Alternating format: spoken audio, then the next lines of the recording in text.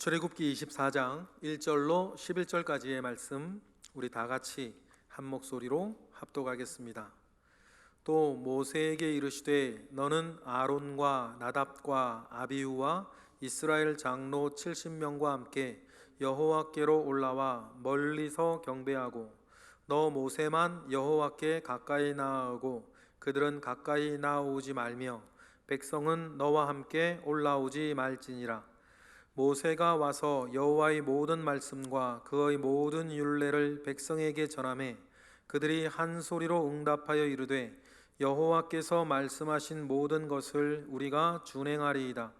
모세가 여호와의 모든 말씀을 기록하고 이른 아침에 일어나 산 아래에 제단을 쌓고 이스라엘 12지파대로 12기둥을 세우고 이스라엘 자손의 청년들을 보내어 여호와께 서로 번제와 화목제를 드리게 하고 모세가 피를 가지고 반은 여러 양푼에 담고 반은 제단에 뿌리고 언약서를 가져다가 백성에게 낭독하여 듣게 하니 그들이 이르되 여호와의 모든 말씀을 우리가 준행하리이다. 모세가 그 피를 가지고 백성에게 뿌리며 이르되 이는 여호와께서 이 모든 말씀에 대하여 너희와 세우신 언약의 피니라. 모세와 아론과 나답과 아비후와 이스라엘 장로 70인이 올라가서 이스라엘의 하나님을 보니 그의 발 아래는 청옥을 편 듯하고 하늘같이 청명하더라. 하나님이 이스라엘 자손들의 존귀한 자들에게 손을 대지 아니하셨고 그들은 하나님을 뵙고 먹고 마셨더라. 아멘. 온 인류를 향한 하나님의 소원, 하나님의 뜻을 한 가지를 얘기하라 하면 구원하여 살게 하는 것 아니겠습니까?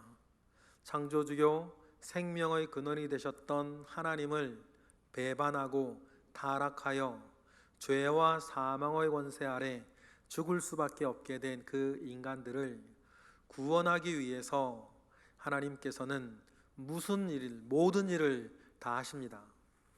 그런데 그 일들을 행하여 나아갈 때 하나님의 거대한 영적인 원리 안에 그 구원받을 사람에게는 한 가지 요청되는 것이 있었는데 믿는 것입니다.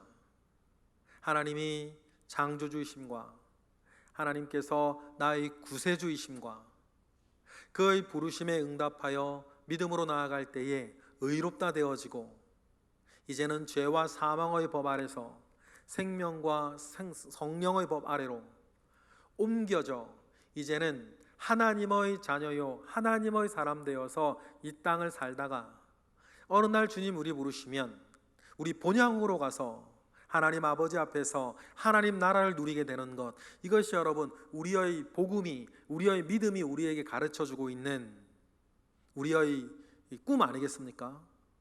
그런데 그런 일들을 만들어 나가실 때에 하나님은 느닷없이 나타나셔서 우리에게 믿으라, 하나님은 느닷없이 나타나셔서 우리에게 말씀하시면서 이렇다 저렇다 얘기하지 아니하시고 인류의 모든 역사 가운데에서 하나하나 만들어 가시면서 그 역사와 그 일을 이루어 가시는 하나님을 보여주시며 우리에게 근거를 주세요. 무슨 근거를 주시냐면 믿음의 근거를 주시는 것입니다. 그런 과정에서 참 중요한 포인트가 몇 가지가 있어요. 그렇죠? 중요한, 우리가 기억해야 할 중요한 하나님의 구속사의 포인트가 있는데, 아담에게 가죽옷을 입혀 주시는 장면, 창세기에서 아브라함과 언약을 맺으시는 장면, 그리고 오늘 우리가 읽고 있는 출애굽기 24장 시내산에서 이제는 어엿한 큰 민족을 이루고 있는 이스라엘 백성들과 시내산에서 약속하고 언약하여서 하나님은 이제 이스라엘 하나님이 되고 이스라엘은 이 땅 모든 것의 소유주이고 창조주이시고 주인이신 하나님의 백성이 되고 그들의 제사장 나라가 되어서 모든 나라와 민족 가운데에 복이 되어지는 그 일들을 맡게 되어지는, 또 그 일들을 이루어가기 위해서 하나님은 젖과 꿀이 흐르는 가나안 땅을 또 주시고 그 안에서 제사장 나라요 제사 민족으로서의 사명을 감당하도록 하나님은 이스라엘 백성들을 이끌어 가시는, 그래서 여태까지는 한 개인의 이야기였고 여태까지는 한 집안의 이야기였는데, 제사장 나라요 하나님의 소유된 백성으로서 이제 공식적으로 이스라엘이라고 하는 공식적인 나라와 민족을 하나님 소망하시면서 모든 나라와 모든 민족과 이 인류 가운데에 공식적으로 바로 이 나라다라고, 이 백성들이다라고 보여주는 공식적인 하나님의 백성들의 출정식 같이 이 시내산에서의 언약을 하나님은 다루어 가신 것입니다. 그래서 시내산 앞에 서서 하나님은 모든 이스라엘 백성들과 언약을 맺으시고 이제 특별한 관계 가운데에 들어가게 되죠. 이제 이 계약서에 도장을 찍고 언약이 체결되어지면 정말 하나님 약속하신 것처럼 하나님은 이스라엘의 하나님이 되고 그들에게 땅을 주며 그들은 하나님의 백성이 되어서 그들이 언약의 조항들에 순종할 때에 그들에게 병을 내리지 아니하고 그들의 대적은 하나님이 대적이 되어 주시며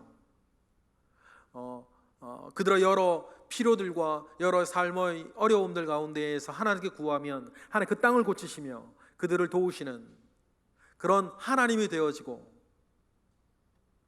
또 그 언약 관계 안에서 이스라엘 백성은 하나님의 말씀에 순종하며 하나님의 사람으로 이 땅을 순종하며 살 것에 대해서 이제 공식적인 체결을 하게 되는 장면 우리 읽습니다. 그 약속의 어떤 현장을 우리가 오늘 읽으면서 하나님께서 모세에게 명령하시는 거죠. 1절을 우리 읽어보겠습니다. 시작. 또 모세에게 이르시되 너는 아론과 나답과 아비후와 이스라엘 장로 70명과 함께 여호와께로 올라와 멀리서 경배하라. 하나님께서는 이스라엘 백성들을 다 똑같이 대하지 아니하시고 모세에게 데리고 올라오는데 멀리서 경배하라. 그런데 2절에 보면 데리고 올라오지도 않는 사람들도 있어요. 2절 읽어볼까요? 시작. 너 모세만 여호와께 가까이 나아오고 그들은 가까이 나아오지 말며 백성은요 너와 함께 올라오지 말지니라. 그러면 여러분 3단, 좀 더 나중에 보면 여호수아까지 하면 4단이 되는데 오늘 본문으로 보면 3단이에요. 하나님 그 시내산 하나님 앞에서 하나님을 가까이 나아가 보시는 모세와 산으로 올라갔으나 가까이 나오지를 못하고 멀리서 지켜보아야 할 70명의 장로와 그리고 산에 오르지 않고 광야에 있는 이스라엘 다른 민족들. 여러분 언제나 성경에 하나님의 하시는 일, 우리 예수님이 하시는 일을 보면 이것이 하나님의 공이고 이것이 하나님의 평등이겠죠. 늘 사람을 똑같이 대하지 아니하시고 더 가까이 두시는 사람이 언제나 계시더라. 하나님 왜 차별하십니까? 라고 이렇게 생각하는 것은 사람의 계산이고 하나님은 그 사람의 믿음의 분량과 하나님과 그와 가지고 있는 관계의 깊이에 따라 하나님께서는 언제나 사람을 이렇게 거리를 다르게 두신다. 그래서 예수님께서도 정말 중요한 자리까지 함께 데려가는 3명이 있고 늘 동거동락하며 함께 다니시는 12명이 있고 특별한 사명을 주시는 70명이 있고 더 먼 사역을 펼치실 때 하시는 여러 300명이 있는 것처럼 늘 하나님께서는 그 사람과의 사명과 그 사람과의 관계와 그 사람의 믿음에 따라 예수님도 하나님도 사람들을 다르게 대하시더라. 그리고 요즘 우리가 성령의 은혜를 받는 것도 더 많이 받는 사람이 있고 적게 받는 사람이 있고 1달란트 받는 사람이 있고 2달란트 받는 사람이 있고 5달란트 받는 사람이 있고 그 달란트에 따라 하나님께서 요구하시는 바도 다른 이런 일들이 왜 일어났을까?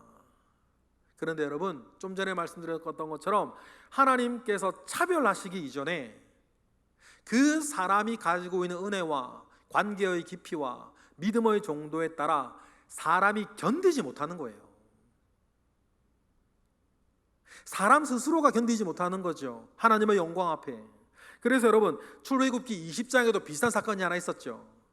그때 하나님께서 산 위에 모세에게 막 말씀하실 때에 그 광경을 모세의 눈에는 여호와의 영광으로 보였는데, 이 똑같은 광경 똑같이 보고 있는데 그 광경을 이스라엘 사람들은 모세의 눈에는 영광으로 보여졌던 것이 이스라엘에게는 뭐로 보여져? 공포로 보여지는 거예요. 이것이 뭘 말하는 걸까요? 두 가지를 말하죠. 이스라엘 사람들 스스로가 견디지 못한다.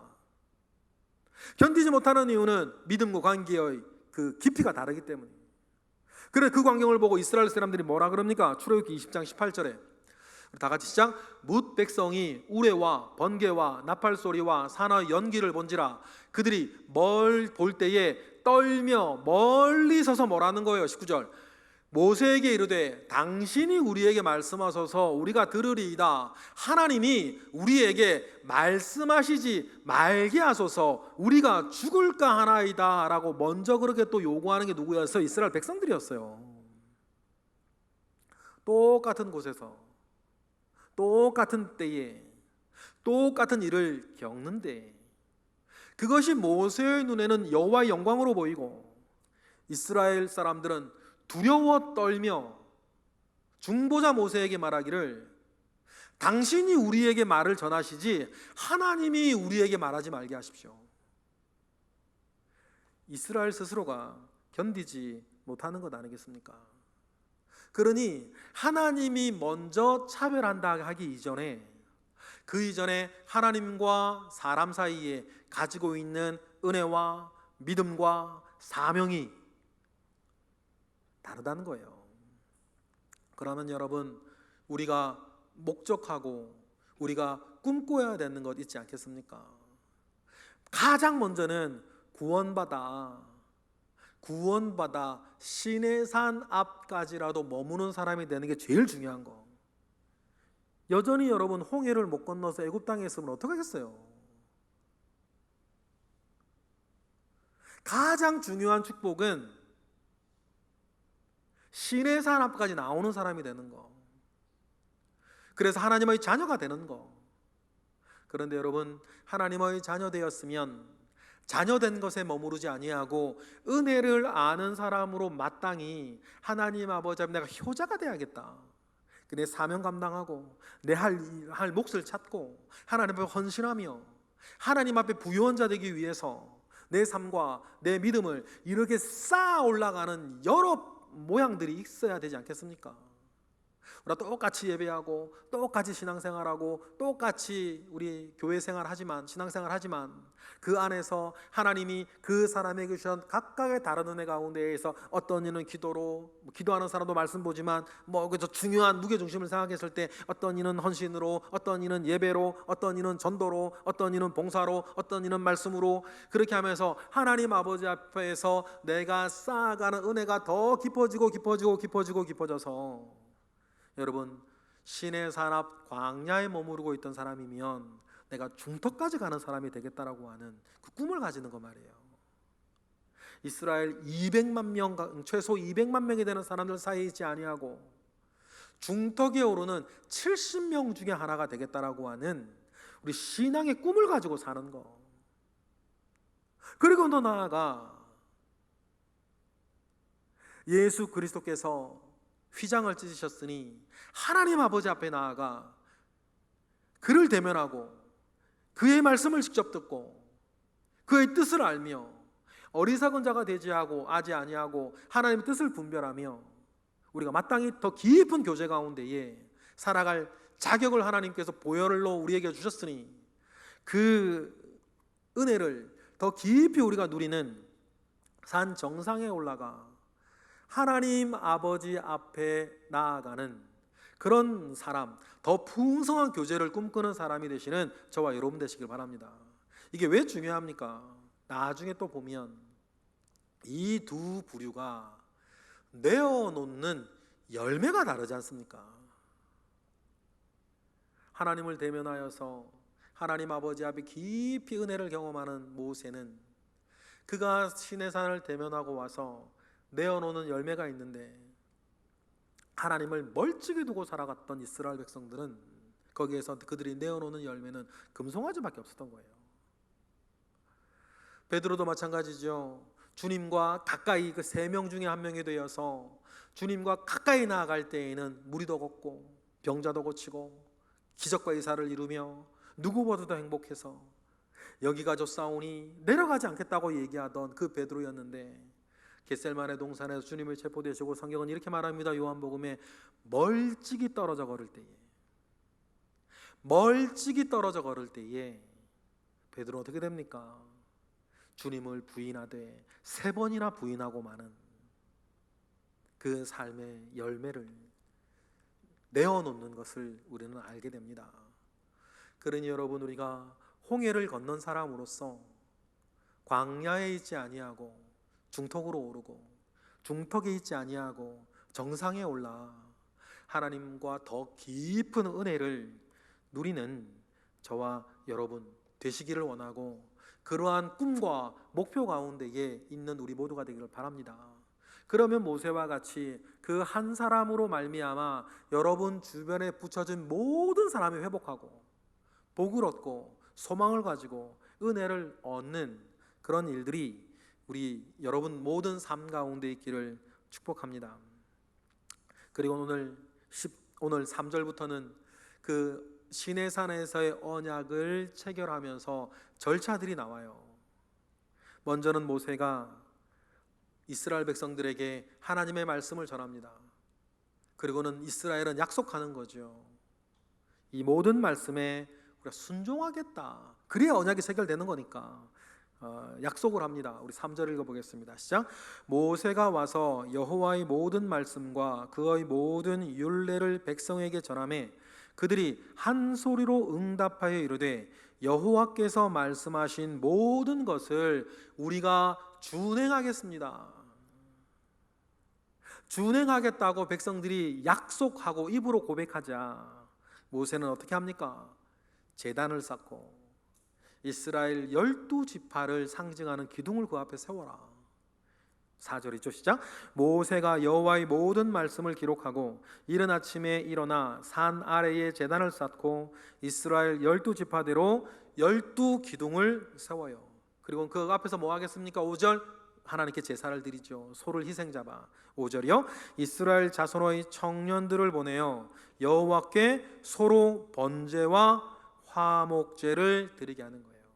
그래서 소를 잡아 하나님 아버지 앞에 다드림의 번제와 또한 화목제를 하나님께서 드리게 하십니다. 그리고는 중요한 예식이 6절에 나오죠. 소를 제물로 드릴 때 소를 잡겠죠. 그 모양이 우리가 상상하는 것보다 훨씬 참혹했을런지 몰라요. 왜냐하면 우리 죄악은 그거보다 더 참혹하니까. 소를 잡을 때에 소에서 피가 막 헝건히 나오지 않겠습니까? 각을 뜨는 것은 결국 가죽을 벗기고 모든 뼈와 살을 이렇게 분리해내는 거니까 피가 낭자한 그 앞에서 죄로 말미암아 죽을 수밖에 없는 우리들을 확인하며 있게 되는데, 그때 피를 이렇게 하라 되어 있습니다. 6절 읽어볼까요? 시작. 모세가 피를 가지고 반은 여러 양푼에 담고 반은 제단에 뿌리는 거예요. 그러면 소를 잡을 때 피가 쏟아지겠죠. 그 피를 이렇게 담아요. 그래서 어떻게 합니까? 절반가량은 여러 양푼에 담아요. 나중에 쓰겠죠. 처음 절반은 어떻게 합니까? 그것을 하나님의 제단에 뿌리는 것입니다. 하나님의 제단에 뿌리는 것은 일단 이 출애굽기 시내산 언약 안에서는 하나님께 피를 뿌리는 거겠죠. 그리고는 서로 약속하는 것입니다. 옛날에 약속이 그랬거든요. 전에 한 말씀을 드렸나요? 지금과 같이 법률이 제정되어지지 않고 공증할 수 없고 법원이 없고 이런 때에는 서로 간에 중요한 약속을 할 때 늘 이런 식으로 했단 말이죠. 짐승을 잡아 둘러 쪼개서 그 삐를 몸에 뿌리며 그 찢어진 짐승 사이를 지나가면서 약속하는 거 아닙니까? 우리 중에 약속을 깨는 사람은 이 짐승처럼 죽어도 마땅하다. 그 광경을 당시의 문화 속에 있는 이스라엘 백성은 너무나 잘 알고 있었기 때문에 이스라엘과 자기들 사이에 지금 하나님 사이에, 이스라엘과 하나님 사이에 지금 어떤 일이 벌어지고 있는지를 그들은 알았어요. 지금 우리로 따지면 뭐 인감도장 가지고 인감증명서 떼다가 인감도장 찍으려고 그러는 거 아닙니까? 그런데 인감도장 찍는 것보다 훨씬 중요한 건 이것은 다른 약속이 오가는 게 아니라 약속이 깨졌을 때에는 내 목숨을 내놓는 그런 언약을 서로 간에 체결하는 거였기 때문이죠. 그래서 다시 한번 언약서를 가져옵니다. 이 말씀대로 준행해야 언약이 유지되는 것이고, 하나님은 하나님의 약속을 지킬 것이다. 아까 말씀드렸던 하나님의 약속은 지키실 것이다. 그리고 하나님 다 지키셨어요. 심지어는 우리 23장에 땅에 대한 약속을 하실 때에도 솔로몬의 치세 때 정확하게 그 하나님께 약속하신 것이 이루어지거든요. 그 땅의 영역까지도 하나님께서는 그 모든 걸 다 지키신다 약속하셨고, 또 우린 지키셨다는 걸 알아요. 그리고 이제 그 언약서를 들고 하나님은 지키실 것이니 백성들에게 다시 한번 2번 요구하는 거 아닙니까? 2번이라는 게 성경이 되게 중요하죠. 확실한 증거로 삼는 거니까. 7절 다시 한번 약속합니다. 2번째죠. 시작. 언약서를 가져다가 백성에게 낭독하여 듣게 하니 그들이 이르되 여호와의 모든 말씀을 우리가 준행하리이다. 그렇게 약속을 해요. 그리고 어떻게 합니까? 절반은 하나님께 뿌렸던 그 피를 8절에 나머지 절반을 백성들에게 뿌리는 거죠. 8절 읽어보겠습니다. 시작. 모세가 그 피를 가지고 백성에게 뿌리며 이르되 이는 여호와께서 이 모든 말씀에 대하여 너희와 세우신 언약의 피니라. 언약의 피라고 하는 말은 뭐냐면 이 언약을 깨트리는 자는 생명을 담보로 지불해야 될 것이다. 이 언약을 여러분, 하나님은 이스라엘과 시내산에서 행하는 거예요. 그런데 여러분, 하나님께서 여러 다른 언약들을 통해서 이 언약이 어떻게 이루어져 갈 것인지를 예언하신 부분들이 많았죠. 일례로 450년 전에 아브라함과 언약을 체하실 때에도 아브라함은 쪼개진 고기 사이를 지나가지 아니하고 하나님의 횃불만 이렇게 지나가면서 이 언약이 깨어질 때에 그 책임도 내가 다 지겠다라고 하는 이 언약에 대한 이야기, 암시를 하나님이 이미 아브라함에게 주셨어요. 그걸 신학적으로 편무 언약이라 그래요. 한쪽에서만 책임을 진다 그래 편무 언약. 그런데 시내산 언약은 피를 하나님의 제단에도 뿌리고 이스라엘에도 뿌리니 이건 편무 언약이라 아니하고 쌍무 언약이라 그래요. 원래는 쌍무 언약이 맞는 거죠. 계약은 원래 그런 것이니까. 원래는 당연히 쌍무 언약이라야 되는 것이 맞는데 하나님께서는 이것을 편무로 바꾸어 나가겠다는 것을 그 예언을 아브라함에게 주신 것 아닙니까? 그리고 우리는 압니다. 이 책임을 온전히 예수님께서 십자가에서 홀로 지셨다. 그 책임을 십자가에서 홀로 지시면서 이 언약을 깨어진, 언약을 깬 죄에 대하여서 하나님께서는 본인이 그 죄값까지 다 받아내시고 언약을 복원하시고 여러분, 저와 여러분을 살리신 것 아니겠습니까? 여러분, 우리가 잊지 말아야 되는 것은 이 은혜입니다. 우리가 어떤 일이 있든지 일평생 죽을 때까지 우리가 정말 잊지 말아야 되는 것은 이 보혈의 은혜. 그래서 참 저도 감동되는 장면이 있어요. 여러분도 기억하시죠? 예전에 그런 분들 많았죠. 옛날에 저도 어렸을 때 부산에 제가 유치부 때 다녔던 교회에 늘 교회에 모여서 기도하시던 권사님들이 있으셨는데 그분들 제 기억나는 건 한 가지 예를 들어 말씀드렸어요. 모든 찬송가 가락이 똑같아. 그분들은 어떤 찬송을 불러도 가락이 똑같아요. 그런데요, 제 기억에 그때 가락이 어떤 가락이었냐면 내 주의 보혈은이었어요. 내 주의 보혈은 이 가락으로 찬송가 600곡을 다 불러. 그러면 왜 그분들은 그렇게 찬양을 했을까? 여러분, 그들 노래 틀리게 부른다고, 찬송가 잘 모른다고 우리가 여러분 욕할 수 있습니까? 그런데 왜 그때 그분들은 내 주의 보혈은이었을까? 아니면 하나님의 은혜로 있을 데 없는 자. 근데 이 두 곡도 또 가사 좀 비슷해요. 생각을 해봐요.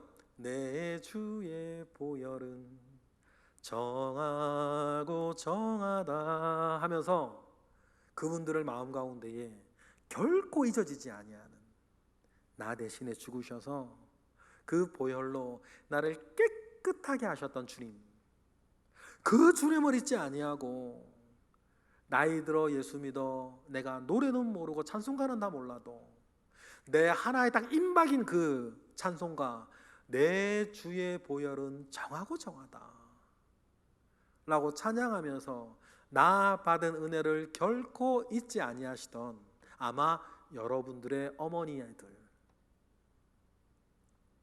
그분들이 계셨다는 것을 저도 기억을 합니다. 그러니 주님께서 마태복음 26장에서 성만찬을 할 때 이 사실을 다시 일깨워 주신 것 아닙니까? 그래 포도주를 주시면서 뭐라 그러세요? 마태복음 26장 28절 시작. 이것은 죄 사함을 얻게 하려고 많은 사람을 위하여 흘리는 바 나의 피 곧 언약의 피니라. 출애굽기에서 우리가 읽었던 언약의 피 그대로 주님이 가져오셔서 성만찬 십자가에 달려 돌아가시기 전 많은 사람을 위하여 흘리는 나의 피, 언약의 피라고 말씀하시면서 이 언약이 깨어졌을 때의 그 책임을 우리 주님 홀로 지시고 십자가 길을 걸어가셨던 것, 그것을 기억하는 히브리서 기자는 역시 이렇게 말하지 않습니까? 히브리서 9장 12절에 시작. 염소와 송아지의 피로 하지 아니하고 오직 자기의 피로 영원한 속죄를 이루사 단번에 성소에 들어가신 예수 그리스도, 그리고 휘장을 찢으사 우리도 단번에 하나님을 직접 만나 감히 우리가 광야에 머무르지 아니하고 중턱을 꿈꾸게 하시고 중턱에 머무르지 아니하고 정상에 올라가 하나님을 만나 뵐 속죄를 이루신 그 예수 그리스도를 우리는 기억하고 늘 감사하는 것입니다. 그리고는 9절에 이 언약을 피를 뿌림으로 생명을 담보로 한 언약을 체결하고는 모세와 70원의 장로가 하나님 앞까지 나아가지 않습니까? 우리 9절 읽어볼까요? 시작. 모세와 아론과 나답과 아비우와 이스라엘 장소 70인이 올라가서 10절 이스라엘의 하나님을 보니 그의 발 아래에는 청옥이 편듯하고 하늘같이 청명하더라. 하나님 앞에 그들이 나아가죠. 그런데 여기에서 강조하는 이거예요. 올라간 그들이 감히 하나님을 바라보지 못하고 눈을 지그시 깔고 뭐만 보는 거예요? 하나님의 발끝만 보는 거예요. 그런데 놀라운 건 뭡니까? 하나님의 발바닥 아래 발끝 땅만 보는데 그곳이 청옥 같고 하늘같이 청명한 그것을 증거로 남기며 하나님이 얼마나 위대하시고 영광스러운 분인지 인간의 활자로 표현할 수 있는 최고의 표현을 그 장로들이, 그 잘난 사람들이 올라가서 함부로 하나님을 쳐다보지 못하고 발바닥 아래, 발 아래 땅을 보면서 하나님의 영광을 그렇게 드러냈는데 놀라운 건 뭡니까? 우리는 이제 그 영광스러운 분을 내 아버지라 부른다. 놀라운 변화. 제가 신학교 1학년 때인가요? 서점을 지나가다가 책 제목을 봤는데 참 공감했어요. 이슬람 한 여인이 이제 회심하고 그리스도인이 되어서 자기의 간증집을 썼는데 그 간증집의 제목이 이랬어요. 내가 감히 하나님을 아버지라 부르다니. 책은 안 읽어봤어요. 책 제목만 보고. 근데 그 책 제목이 특별히 이슬람에서 개종한 여인이 썼다고 하는 그 책 제목이 너무너무 제가 확 박였죠. 그렇지, 내가 하나님을 감히 아버지라 부르다니.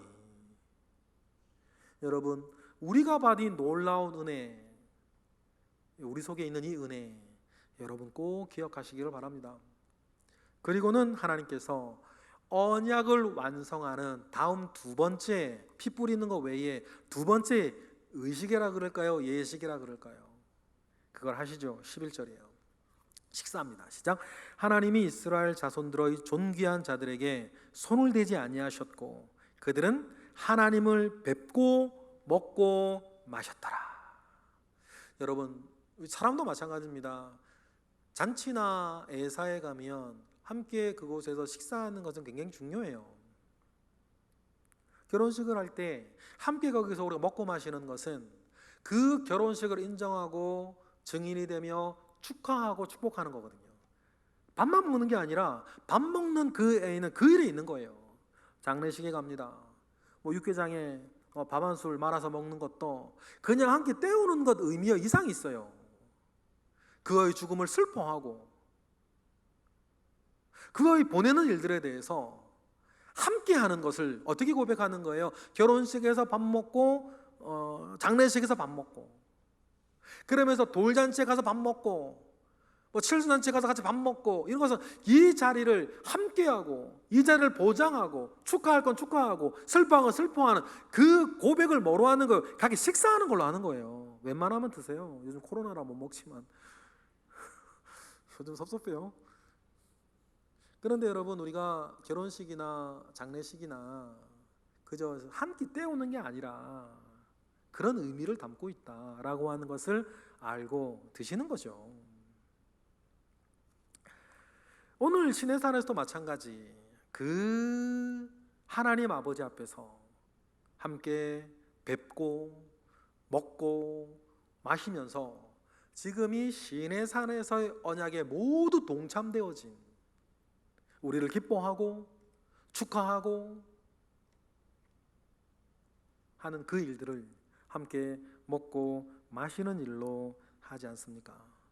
이러한 식탁의 교제 안에서 하나님께서는 우리를 부르신 이의 미쁘심, 그래서 오늘 11절에도 그에게 뭐를 대지 아니하시고 손을 대지 아니하시고, 마땅히 죄 있는 인간이 하나님 아버지 앞에 서면 죽는 것이 마땅한데 하나님의 은혜를 베푸사 그들에게 뭐를 대지 아니하시고 손을 대지 아니하시고 식탁 가운데 우리를 부르신 그 미쁘신 하나님을 찬양하는 거죠. 고린도전서 1장 9절에도 그런 말을 바울이 하지 않습니까? 읽어보겠습니다. 시작. 너희를 불러 그의 아들 예수 그리스도 우리 주와 더불어 뭐하게 하시는, 교제하게 하시는 하나님 미쁘시도다. 그러면서 여러분, 그 교제를 통해서 뭐를 이루시는 거예요? 8절 시작. 주께서 너희를 우리 주 예수 그리스도의 날에 책망할 것이 없는 자로 끝까지 견고하게 하시는 그 교제. 여러분, 이 원리 꼭 기억하셔야 돼요. 이러한 교제의 원리 가운데 우리 뭐합니까? 예배하는 것입니다. 지금 함께 모여 예배하기가 참 어려워졌어요. 하나님께서 교회에 주신 권위, 권세 아래, 천국 열쇠의 권세 아래 교회가 어떤 여러 가지를 고려하여서 현장 예배를 풀어서 온라인으로 들으시라고 하면 들으시죠. 그래 들으시면 돼요. 그러나 여러분, 이 모든 상황이 정리되어지고 현장에서 예배 드려야 한다라고 하면 여러분, 현장에 와서 함께 하나님과 더불어 다른 성도들과 더불어 예배하셔야 돼요. 교회가 풀지 않았는데 요즘 그런 분들이 많아졌대요. 전혀 잘못된 신앙. 성결 어떤 신문에 보니까 27% 정도는 앞으로도 끝나도 계속 온라인으로 예배 드리겠다. 28% 기독교인 중에. 천만의 말씀이요. 교회가 풀었을 때만 가능하고, 교회가 다시 모이면 이 예배의 현장 가운데에서 하나님과 교제하여서 우리로 흠 없는 자, 책망할 것이 없는 자로 우리를 만들어 가시는 예배의 현장이라는 거예요. 예배뿐이겠습니까? 또 우리가 큐티하는 자리, 예배를 통하여서 하나님의 은혜를 다시 맛보고 내가 하나님에게 사랑하는 자, 내가 이게 하나님의 사랑받는 자라고 하는 것을, 하나님께 드려지는 자라고 하는 걸 예배를 통해 확인하면서 사랑을 나누고, 하나님의 말씀을 우리가 큐티하고 공부하면서는, 그러면 하나님께 사랑받고 사랑하는 사람으로서 내가 알고 살아야 할 하나님의 뜻은 무엇인지를 그때그때 나누면서 배우고 익히고 가지는 큐티와 성경 공부 자리. 그 자리도 뭐예요? 하나님과의 배설하신 교제의 자리. 기도할 때에도 마찬가지. 그러니 여러분, 우리가 예배의 자리나 큐티의 자리나 기도의 자리나 성도들의 교제의 자리를 통해서 우리를 책망할 것이 없는 자로 우리를 북돋아 가시는 하나님의 은혜가 어디에 있다? 그 교제의 자리에 있다. 그러니 여러분, 우리가 하나님과 교제하는 그 교제의 자리를 통해서 하나님께서 목적하시는 바 주 예수 그리스도의 그날까지 저나 여러분들이나 흠이 얼마나 많습니까? 말실수도 하고 본의 아니게 그래서 다른 사람 실망도 시키고 상처도 주고 하려고 그랬던 건 아닌데 그런 일들이 왜 없겠어요?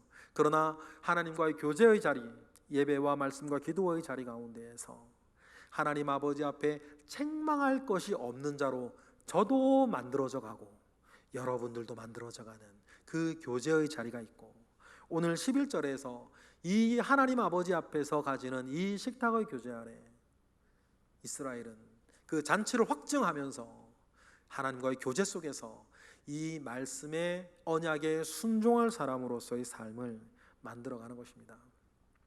우리가 오늘 읽은 이 11편의 11절의 이 절을 통해서 시내산 언약이 체결됩니다. 이제는 하나님께서 공식적으로 이스라엘 민족을 이 땅 가운데 태동시키셨고, 전에도 계속 말씀을 드리죠. 출애굽기를 우리가 묵상을 하면서 구약의 육적인 사건은 신약의 영적인 사건의 모형이다.